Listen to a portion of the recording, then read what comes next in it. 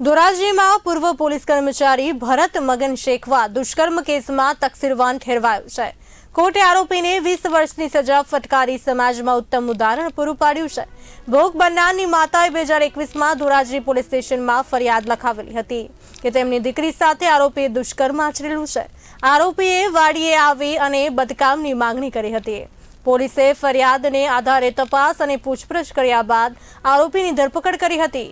કોર્ટમાં હાજર કર્યો હતો। કોર્ટમાં ધારદાર દલીલો બાદ નામદાર કોર્ટે આરોપીને સજા ફટકારી હતી અને ભોગ બનનારે એવું જણાવેલ હતું કે આરોપી તેની સાથે અવારનવાર શરીર સંબંધ બાંધતો। ભોગ બનનારની ઉંમર માત્ર 14 વર્ષ જેવી હતી। આ સંજોગોને ધ્યાને લઈ અને ભોગ બનનારની જુબાની તપાસ કરનાર અધિકારી શ્રી હકુમતસિંહ જાડેજાની તપાસને ધ્યાને લઈ અને આરોપી પોતે પણ ટ્રાફિક બ્રિગેડમાં નોકરી કરતો હતો, જેને લઈને ભોગ બનનાર પરિવારને ધમકીઓ આપેલી હોય તે તમામ સંજોગો ધ્યાને લઈ અને ધોરાજીના મહેરબાન એડિશનલ ડિસ્ટ્રિક્ટ એન્ડ સેશન્સ જજ શ્રી અલી હુસૈન મોહિબુલ્લા શેખ સાહેબે આરોપી ભરત મગન શેખવાને તકસીરવાન ઠરાવી અને 20 વર્ષની સજા ફટકારેલ।